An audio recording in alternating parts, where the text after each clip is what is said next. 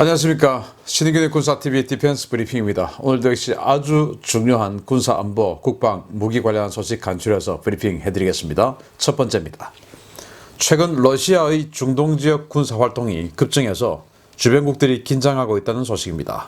이스라엘 인근 공격에 러시아가 전자정찰기를 띄워 이스라엘 공군 전투기들이 긴급 발진하는 소동이 벌어졌습니다. 러시아 공군에서 요인 수송 및 위장 전자정찰기로 사용되고 있는 투플레프 154 기체가 시리아를 발진해 이스라엘 인근 공격에 나타나서 이스라엘 공군 전투기들이 긴급 발진했다고 중동지역 항적 추적 오신트 정보통들이 2월 1일 오전 전해왔습니다. 러시아 공군 소속으로 기체번호 RA85042를 사용하는 이 기체는 동구권에서 예계용으로 널리 사용되는 투플레프 154M 계열 기체인데요.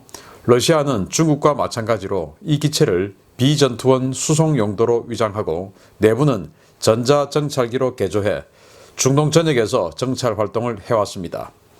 이 기체는 1월 31일 오후 11시가 넘은 시각에 시리아 서부의 라타키아 지역의 흐메이밈 공군기지에서 이륙해서 추징의 방향으로 날아간 뒤에 기수를 남쪽으로 틀어 이스라엘 해상 유전이 있는 동부 지중해 일대를 비행했습니다. 이 과정에서 이스라엘 공군 F-16 전투기들이 긴급 발진에 대응했고 투플레프 154 기체는 남서 방향으로 날아가 이집트 영공 근처에 도달한 뒤에 이집트 공군 전투기들의 요격을 받고 공중에서 한 차례 선회한 후에 이집트 전투기들과 함께 카이로 공항에 착륙했습니다. 러시아 전자정찰기가 이스라엘 영공에 접근하고 이집트 공군 전투기들과 대치 후에 이집트의 공군 기지에 착륙하는 소동이 있었음에도 불구하고 러시아와 이스라엘, 이집트 언론은 모두 침묵 중인데요. 도대체 이날 새벽 지중해 상공에서 무슨 일이 있었는지 관심이 쏠리고 있습니다. 자, 좀 거대해 보이는 이 기체인데 투플레프사에서 만든 154, 투플레프 154 기체인데요. 러시아와 중국이 공이 이 기체를 민간 예객기로 위장을 한 뒤에 여기다가 정찰 장비 엄청나게 실어가지고 그렇게 해서 이제 비밀 정찰하는 그런 기체예요. 그런데 이 기체가 지금 시리아의 북서부 지역인 라타키아 지역, 여기를 지금 러시아 해군기지, 공군기지 이런 식으로 라타키아 항구는 러시아 해군이 주둔하고 있고 라타키아 인근의 흐메이밈 공군기지는 러시아 공군이 지금 주둔하고 있거든요. 그 흐메이밈을 이륙해서 바다로 지중해 쪽으로 나갔다가 아래로 쫙 꺾어서 내려오면 바로 이제 레바논 지나고 이스라엘입니다. 그 이스라엘의 해상 유전 있는 쪽으로 갔는데 이때 이제 이스라엘 공군의 이 F-16 전투기들이 날아와서 요격해서 이제 물러나게 한 것이죠.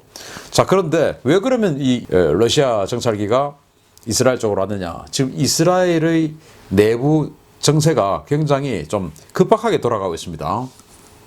지금 네타냐후 총리가 오랫동안 집권을 하고 있는데 그 네타냐후 총리에 대해서 야당이 부정축제, 비리 이런 것들로 총공세를 하고 있어요. 그래서 네타냐후 총리가 정치적으로 굉장히 이제 심각한 어떤 위기를 맞고 있는데 이 위기를 타개하려고 하는 것인지 네타냐후 총리 측에서는 최근에 이란 문제를 굉장히 부각시키고 있습니다. 그래서 이란이 핵 활동을 재개했다. 그리고 미사일 지금 발사 훈련 여러 가지 이제 군사적인 어떤 도발들을 하고 최근에 또 사우디의 수도 리야드에 누군지는 모르겠지만 누가 봐도 이란 계열 아니겠습니까? 그쪽에서 탄도미사일을 수발을 발사를 하고 사우디가 그걸 요격하는 그런 상황. 이런 여러 가지 상황이 발생하고 또 그동안 이 트럼프 미국 대통령의 사위인 쿠슈너를 매개로 해서 미국과 정말 절대적인 어떤 친분 관계를 보여왔었죠. 그 전에 오바마 시절에는 미국과 좀 긴장 관계가 있었습니다. 그런데 트럼프 시대에 들어와서 트럼프 대통령이 이스라엘을 공식적으로 이스라엘에서 예루살렘을 공식적으로 수도로 인정해주고 이제 이런 식으로 해서 굉장히 프렌들리하게 지나왔는데 또 미국 정권이 바뀌었죠. 그런 상황에서 내부적으로는 야당이 네타냐후 총리를 밀어내려고 굉장히 흔들고 있죠. 그래서 그런 정세들을 러시아가 파악하기 위해서 정찰기를 보낸 게 아니냐 생각이 되고 그런데 이제 이게 꺾어서 요격하니까 꺾어서 이제 이집트 쪽으로 갑니다. 그런데 이집트하고 러시아하고도 지금 사이가 좋아요. 왜냐? 이집트의 서쪽 바로 국경에 리비아가 있는데 그 리비아가 지금 동서로 나뉘어 가지고 내전 중에 있지 않습니까? 서쪽의 정부군, 동쪽의 반군. 그런데 그 동쪽의 반군을 UAE, 이집트, 그리고 러시아 이 3개국이 대표적으로 지금 지원을 하고 있거든요. 그래서 뭐 이 UAE와는 뭐 여기서 좀 빼놓는다 하더라도 이집트와 러시아는 바로 옆에 있는 리비아에서 완전히 그냥 연합군처럼 지금 활동을 하고 있는데 이 전자정찰기가 이집트 쪽으로 날아오니까 그걸 또 이집트 공군이 날아가서 요격을 하고 못 오게 한 겁니다.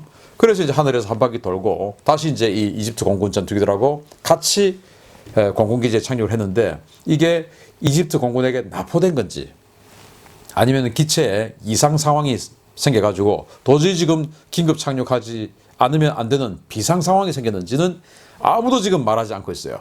러시아도 이스라엘도 이집트도. 그래서 지금 중동에서 뭔가 이 평소 같지 않은 그런 일들이 진행되고 있다. 그리고 이스라엘 국내 사정 빨리 좀 안정됐으면 좋겠습니다. 이런 일이 있었습니다. 두 번째 소식입니다. 인도 공군과 해군의 필사적인 저항 그리고 미국의 F-18EF 스토바 버전 제한이라는 상황 속에서도 결국 인도의 재앙 테자스 쌍발형 전투기가 개발될 모양입니다. 인도가 곧 국제 에어쇼 무대에서 테자스 쌍발형 모델을 전시한다는 소식입니다. 인도판 국방과학연구소라고 할 수 있는 방위연구개발기구 DRDO가 오는 2월 3일부터 벵갈루루에서 열리는 방위산업 전시회에서 테자스 전투기의 쌍발 함재 전투기 버전 모형을 전시할 계획이라고 디펜스 월드가 현지 시각 1월 30일 보도했습니다. DRDO가 TDBF 트윈 엔진 덱 베이스드 파이터로 명명한 이 전투기는 현재 운용 중인 미그 29K를 대체하는 쌍발 함재 전투기 개발 구상인데요. 인도는 차세대 항공모함인 비크란트 주역에 따른 함재기 소요 증가분 57대를 TDBF로 대체한다는 구상을 가지고 있습니다. 현재 인도는 부족한 함재 전투기를 충당하기 위해 공군용 테자스 마크2를 기반으로 한 단발 엔진 전투기를 검토 중인데요.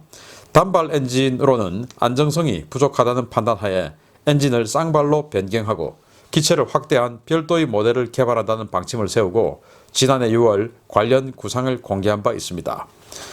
인도는 지난해 5월 라즈나트 싱 국방장관 주재로 약 800억 루피 한화 1조 3천억 원의 예산을 투자해서 쌍발형 테자스 시제기를 6년 이내에 개발하고 10년 이내에 작전 배치하는 계획을 세웠는데요.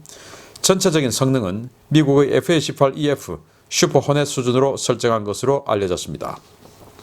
인도 해군은 반발하고 있습니다. 인도 해군은 높은 안정성과 우수한 성능을 가진 미국의 슈퍼 호넷을 도입하기를 원하고 있지만 소요군의 이 같은 주장은 정권의 메이크 인 인디아 정책에 막혀 덮이고 있는데요.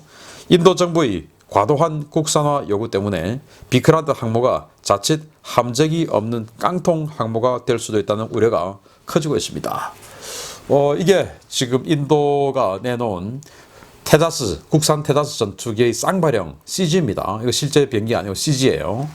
자, 여기 보시면 딱 뭐 첫 느낌이 저는 이 스웨덴의 사브, 그리펜하고 좀 비슷하지 않나? 형상은. 그렇지만 이제 그리펜은 단발 전투기인데 여기 엔진이 두 개 있는 쌍발이죠. 그리고 그리펜처럼 여기 카나드 귀날개가 붙었어요. 이 테자스는 원래 테자스는 귀날개가 없는데 여기는 붙었어요. 그리고 여기에 등짝에 컨포멀 탱크, 그래서 보조 연료 탱크를 등짝에 갖다 붙여서 항속거리를 더 늘렸어요.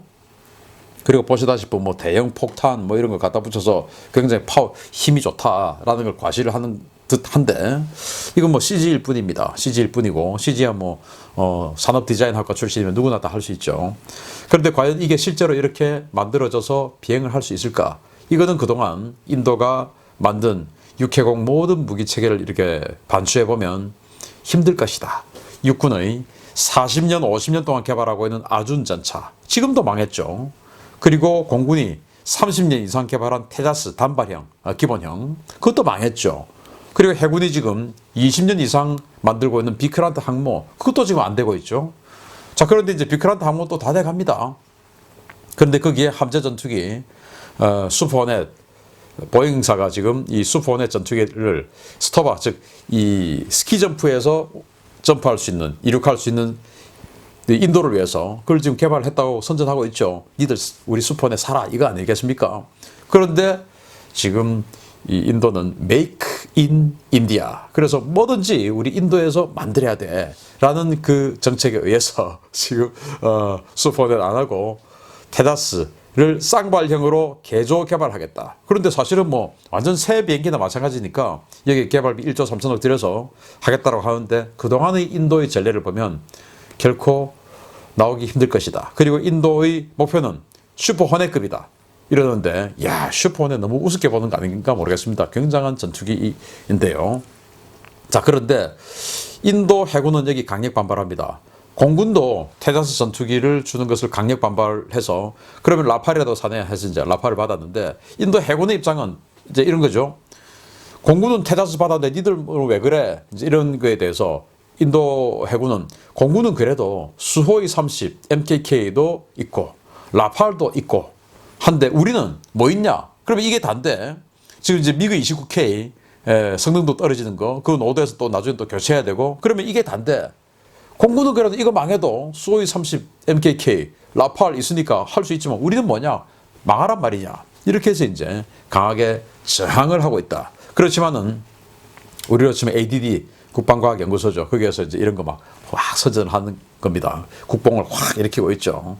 그런데 과도한 국뽕은 적당한 국뽕은 애국심도 고양시키고 그렇게 해서 뭐 산업 발전하는 효과도 있고 단합도 되고 하지만 능력을 넘어서는 과도한 국뽕은 어느 나라나 조심해야 되죠. 참 이 중국과 제가 뭐 인도가 중국과 맞서는 나라만 아니라면 뭐 그러든가 말든가 하겠지만 중국과 맞서서 뭔가 좀 역할을 좀 해줘야 되는 나라인데 쿼드 회원국 아닙니까? 그런데 이런 식으로 인도 해군 항공모함이 망할 것 같아서 좀 마음이 아픕니다. 혹시 인도 국민 여러분들 중에서 이 방송을 보시고 계신 분이 있다면 이런 여론을 형성해 주세요. 뭐 국산 또 국내 산업 유발 효과 다 좋지만 일단 제일 우선은 안보가 아니냐. 그래서 안보 능력 고양이 우선이다. 라는 여론을 형성해 주시면 좋겠습니다. 마치겠습니다. 감사합니다.